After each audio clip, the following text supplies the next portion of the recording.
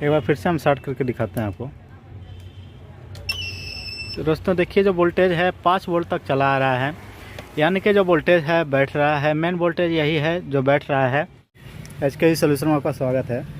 तो दोस्तों यहाँ पे देखिए आज हमारे पास एक जो है इन्वर्टर, एक टेक्नीशियन भाई हमारे पास लेकर के आए हुए हैं। इसमें जो है प्रॉब्लम कुछ और थी। इसका जो स्विच वगैरह था उन्होंने यहाँ पे चेंज किया था, और इसके बाद दोस्तों इसमें जो है एक अजीब सी जो प्रॉब्लम है आ गई इन्वर्टर में, और उन्हें पता भी नहीं चला कि जो फॉल्ट है कैसे आ गया इसमें। ये जो फॉल्ट था पहले नहीं था उनके पास, जब जो इन्वर्टर है आया तब।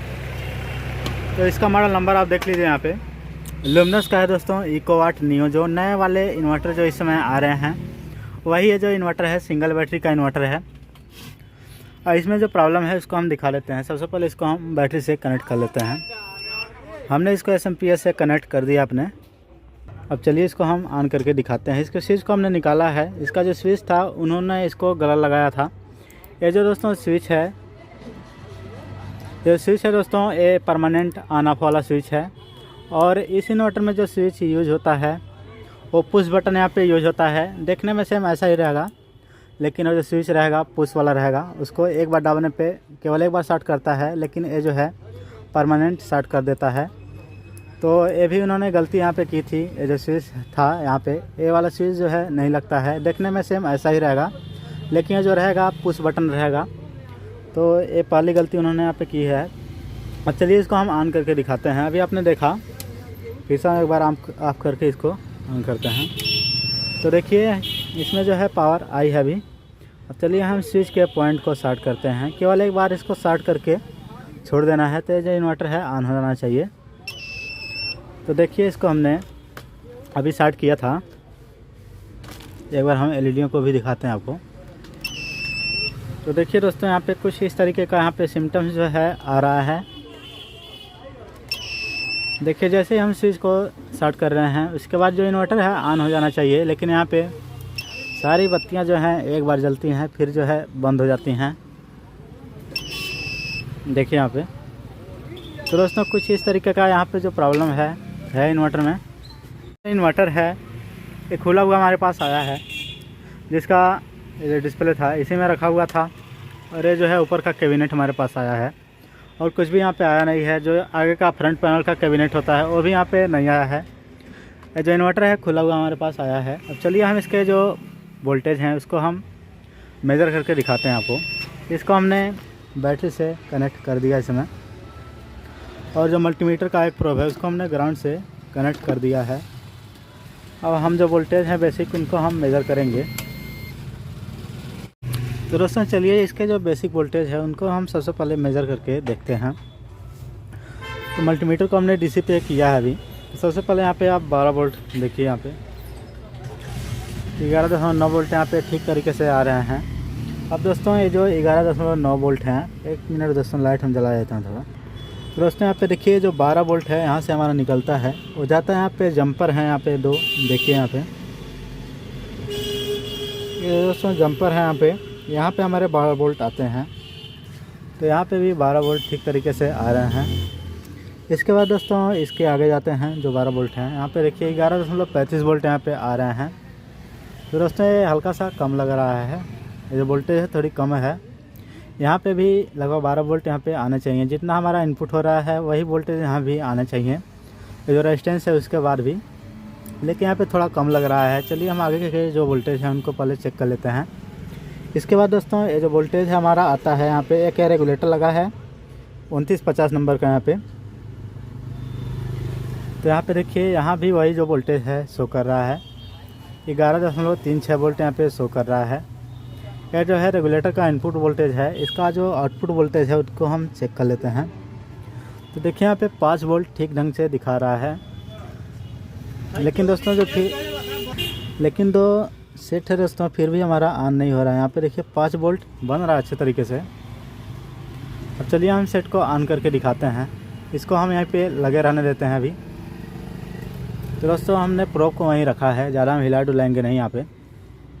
अब मीटर पे आप ध्यान दीजिएगा, यहाँ पे देखते हैं कि जो वोल्टेज है ड्रॉप होता है क्या। तो दोस्तों देखिए जो वोल्टेज है ड्रॉप हो रहा है यहाँ पे, देखिए वहाँ पे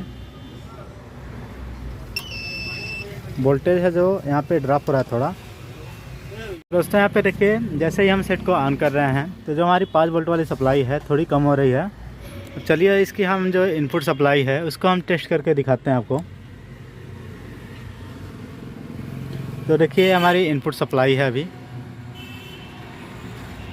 तो प्रोब को हमने रखा है, ज़्यादा हम हिला डुला नहीं रहे हैं वरना जो प्रोब है वहाँ से हट जाएगा, क्योंकि हमने एक हाथ से जो है मोबाइल यहाँ पे पकड़ा हुआ है। तो इसको हम अब ऑन कर रहे हैं यहाँ से। तो दोस्तों देखिए जो वोल्टेज है 5 वोल्ट तक यहाँ पे चला आ रहा है, और जो वोल्टेज है काफ़ी कम वहाँ पे दिखा रहा है। जो वोल्टेज है कम ज़्यादा हो रहा है। जो 12 वोल्ट इनपुट सप्लाई है हमारी रेगुलेटर की,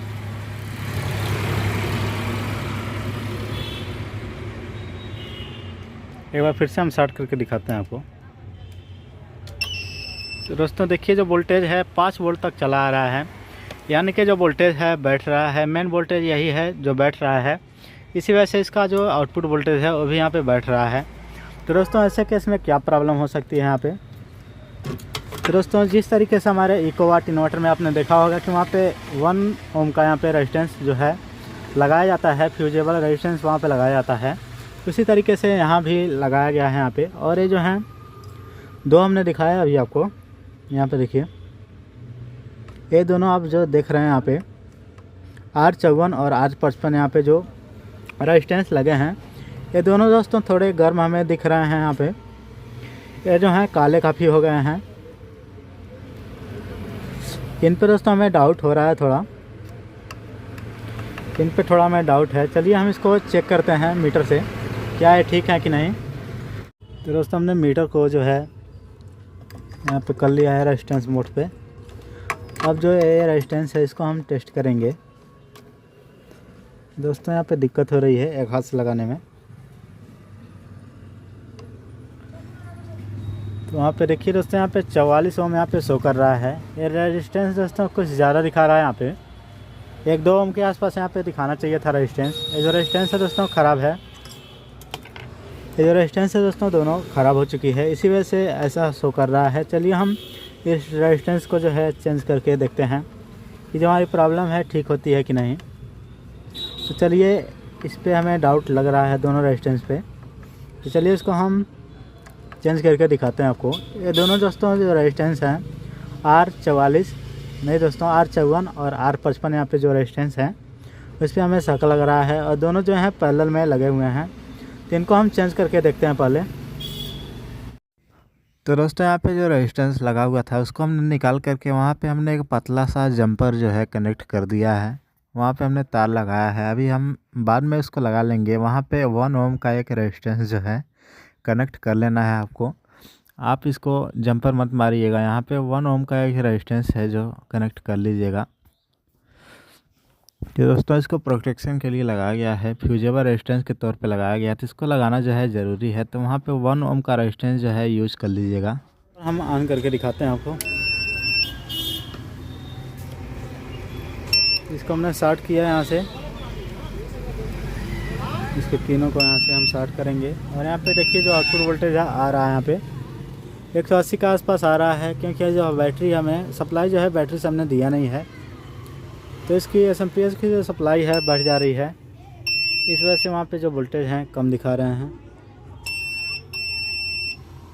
और दोस्तों इसका जो पर्टिकुलर यहाँ पे कुछ टाइमिंग होता है, अगर इसको 4-5 बार आप स्विच को ऑन ऑफ कर लेंगे, उसके बाद ऐसा होता है इसमें कि जो इसका सारा डिस्प्ले एक ही बार आता है और फिर से चला जाता है। तो जो प्रॉब्लम है इस सेट में होती है, प्रॉब्लम नहीं है दोस्तों, कंपनी का सॉफ्टवेयर है। और इसको 4-5 बार इसको आप ऑन ऑफ कर देंगे स्विच को, तो वैसा होना लगता है यहाँ पे। फिर आपको जो बैटरी के तार हैं उनको डिस्कनेक्ट करके यहाँ पे लगाना पड़ता है। तो दोस्तों एसएमपीएस से थोड़ा मैं कन्फ्यूज़न वहाँ पे हो रहा था, हो सकता है आपको फिर वहाँ पे कन्फ्यूजन है, इसी वजह से हमने यहाँ पे बैटरी से इस समय कनेक्ट किया है। अब चलिए हम सेट को ऑन करके दिखाते हैं आपको। तो देखिए हमने सेट को ऑन कर दिया है, और जो सेट हमारा ठीक ढंग से ऑन हो गया है। कुछ भी यहाँ पे लो बैटरी वगैरह यहाँ पे नहीं शो कर रहा है। और यहाँ पे देखिए यहाँ पे 200 यहाँ पे 35 वोल्ट के आसपास यहाँ पे शो कर रहा है। तो ठीक है दोस्तों, जो हमारा इन्वर्टर है इस समय ठीक हो चुका है। और आपने देखा कि जो प्रॉब्लम है कहाँ कहाँ से बनी हुई थी।